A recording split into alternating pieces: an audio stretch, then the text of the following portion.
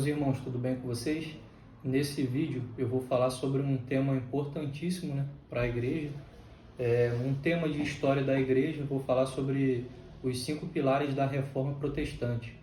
Eu não aprendi isso na igreja, nunca escutei nenhum pastor pregando sobre isso no templo, mas eu acho fundamental, a gente ter conhecimento desse assunto, porque é a história da igreja. A gente tem que conhecer a história daquilo que a gente vive, A gente sabe que a Igreja Católica dominou por um longo período, teve o poder ali sobre a Bíblia. A Igreja Católica ditava o que as pessoas deveriam aprender sobre a Bíblia. As pessoas não tinham acesso à Bíblia, só tinham acesso àquilo que os padres, os monges, as autoridades religiosas falavam. E isso mudou final do século XV, início do século XVI, com a Reforma Protestante ali. Teve o principal nome ali, Martinho Lutero, João Calvino, teve muitos outros personagens ali, mas esses tiveram ali uma maior expressão. E é interessante a gente conhecer esses 5 solas.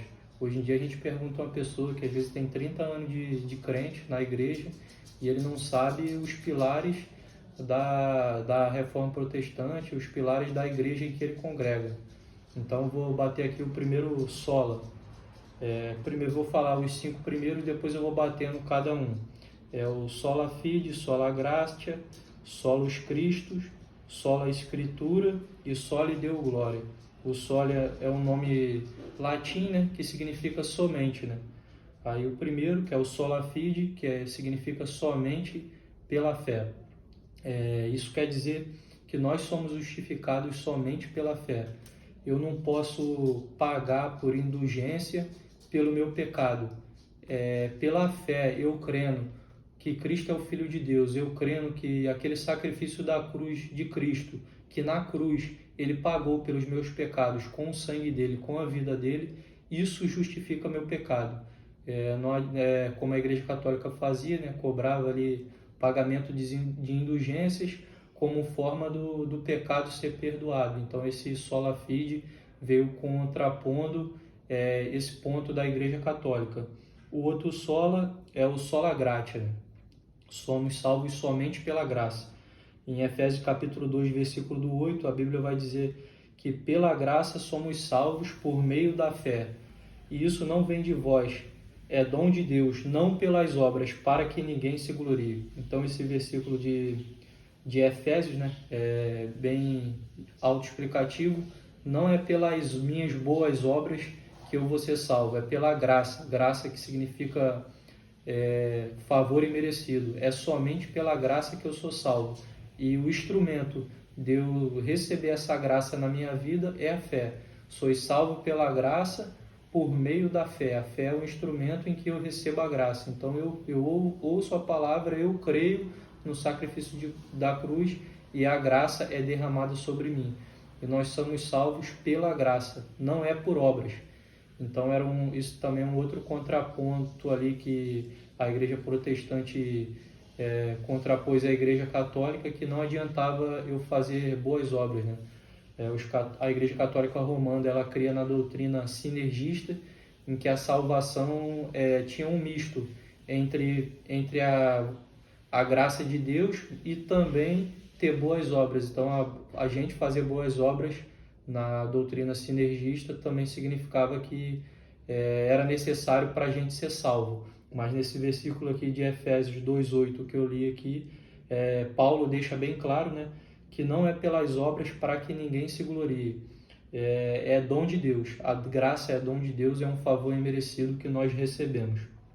Aqui o terceiro sola que eu vou deixar é o solus Christo. Somente em Cristo nós temos salvação. Em Atos capítulo 4, versículo 12 diz assim: em nenhum outro há salvação, porque nenhum outro nome foi dado debaixo do céu pelo qual devamos ser salvos. Ou seja, não existe salvação por nenhum outro meio a não ser por Jesus. Em 1 Timóteo capítulo 2, versículo 5, porque há só um Deus e um só mediador entre o Deus e os homens, Jesus Cristo, o homem. Ou seja, só Deus pode mediar entre nós e Deus, Jesus é a nossa religião. Religião significa religar. Então só Cristo pode religar o homem e Deus. Religar porque o homem foi criado, Adão perfeito, ligado com Deus. Após o pecado, essa ligação é rompida. Aí Jesus vem como o segundo Adão para religar a humanidade e Deus. Então Cristo é a nossa religião, o nosso único mediador. E esse somente Cristo como Salvador, somente Cristo como mediador entre Deus e os homens, vem contrapondo a prática da Igreja Católica de adoração de imagens, oração a imagens, oração a Maria, como botando Maria como intercessora. Esse é um outro ponto. O outro sola que eu vou deixar aqui é o sola Escritura. Isso significa que a única regra de fé e prática da Igreja é a Escritura, somente a Bíblia. Somente a Bíblia é a nossa regra de fé, que nós devemos seguir, e dela emana toda a autoridade de Deus que nós devemos seguir, inclusive a autoridade religiosa. Nós cremos que o pastor ele tem autoridade sobre a igreja enquanto ele está cumprindo o que diz a Bíblia. Se alguma ação dele estiver em desacordo com a Bíblia, ele perde essa autoridade, porque a nossa autoridade em Cristo emana da Bíblia, que é a nossa única regra de fé e prática que nós devemos seguir. Isso vem contrapondo a Igreja Católica, que ela tem um tripé, né? Ela tem a tradição dos apóstolos, que ela segue, tem a Bíblia e tem o magistério. Então, a Igreja Católica, por exemplo, ela segue tradições de homens, né? Ela segue alguns escritos antigos de apóstolos, de Paulo, de Pedro, tradição de alguns grandes nomes da Igreja primitiva. Eles seguem isso daí e também escutam, né, as autoridades religiosas, o Papa, o Padre, como se realmente fosse representante de Cristo, como se fosse Deus. Eles encaram ali as autoridades religiosas realmente como autoridade e muitas das vezes acima da Bíblia. O que eles costumam crer é que esse tripé, né, está em pé de igualdade. Então eles põem a tradição apostólica e o magistério, o que as autoridades religiosas falam, em pé de igualdade com o que está escrito na Bíblia. A Igreja Protestante não. Nossa única regra de fé e prática que seguimos é a Bíblia, porque a tradição ela pode mudar, né? A gente, com o tempo, decorrer do tempo, o que a gente vai ensinando aos nossos filhos, ele vai escutar uma coisa de nós. O que ele for ensinar aos filhos dele, nossos netos, vai mudar um pouquinho. Então a tradição ela se perde, vai se perdendo a verdade ao longo do tempo. Por isso que nós seguimos a tradição escrita, que é a Bíblia. E o último sola, o quinto sola, é o soli deo gloria, que significa toda a glória somente a Deus. Deus ele não divide sua glória com ninguém. Em Isaías capítulo 42, versículo 8, está dizendo assim: eu sou o Senhor, este é o meu nome, não darei a outro a minha glória, nem a imagens o meu louvor. Ou seja, a igreja ela não adora nenhum apóstolo, Pedro, Paulo, não canoniza santo.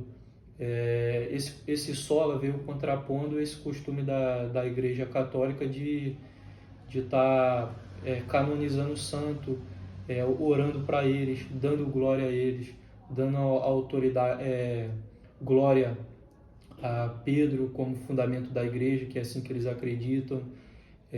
A questão do Papa também, eles acreditam que o Papa é representante de Cristo na Terra e põe uma glória absurda no Papa.